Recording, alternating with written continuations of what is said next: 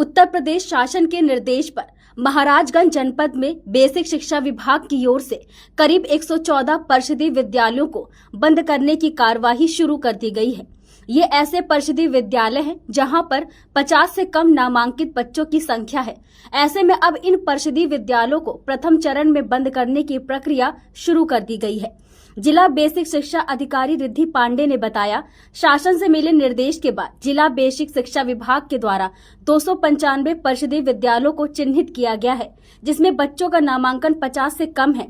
ऐसे में प्रथम चरण में करीब 114 परिषदीय विद्यालयों को बंद कर 1.5 किलोमीटर की परिधि में पढ़ने वाले दूसरे परिषदीय विद्यालय से विलय करने की प्रक्रिया तेज हो गई है। जिन परिषदीय विद्यालयों को बंद किया जा रहा है, वहां पर पढ़ने वाले शिक्षक और अध्ययनरत छात्र छात्राओं को धीरे धीरे पास के परिषदीय विद्यालयों में शिफ्ट किया जाएगा।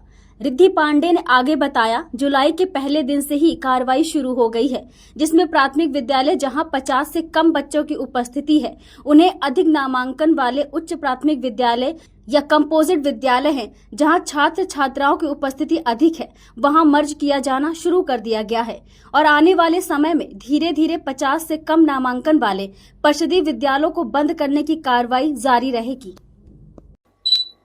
उत्तर प्रदेश शासन द्वारा एक निर्देश है, जो परिषदीय विद्यालयों में जो 50 बच्चों से कम ऐसे विद्यालय हैं, उनको चिन्हित करके उनको दूसरे विद्यालय में विलय करने की कवायद शुरू हो गई है। महाराजगंज जनपद में अब तक कुल चयनित किए गए हैं 295 विद्यालय हैं, लेकिन प्रथम चरण में लगभग 114 विद्यालयों की परिवर्तन करना शुरू हो गया। बच्चों का जो 50 से कम बच्चे हैं, उनका नामांकन वाले 114 विद्यालयों को दूसरे विद्यालय में विलय करने की कार्य योजना शुरू हो गया है।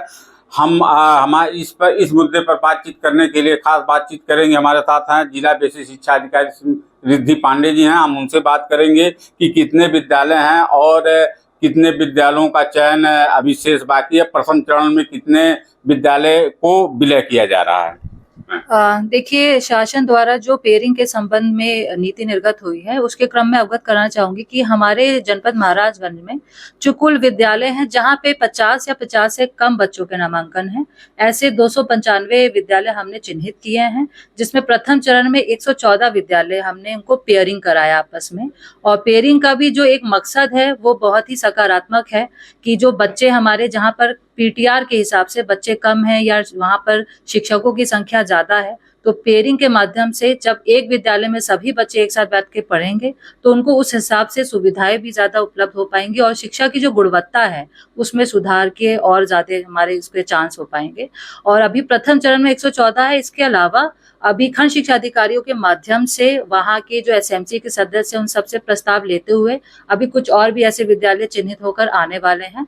इसमें विशेष ध्यान ये दिया जरूर जा रहा है कि जो डिस्टेंस है, पेयरिंग के जो स्कूल्स का डिस्टेंस है, वो लगभग 1-1.5 किलोमीटर से ऊपर का नहीं होना चाहिए, ताकि अभिभावक और बच्चों को भी आवागमन में कोई दिक्कत ना हो। तो यही हमारे सभी के लिए कार्रवाई चल रही है। तो आपने बताया कि इसमें बच्चों को भी ध्यान में रखना है कि विद्यालय जो बंद हो रहे हैं, वो दूसरे विद्यालय में एडजस्ट करने के लिए, उनको जाने के लिए 1 से 1.5 किलोमीटर की दूरी हो, उससे अधिक न हो, ताकि बच्चों को भी कोई दिक्कत का सामना न करना पड़े। मनोज कुमार चतुर्वेदी, दैनिक भास्कर, महाराजगंज।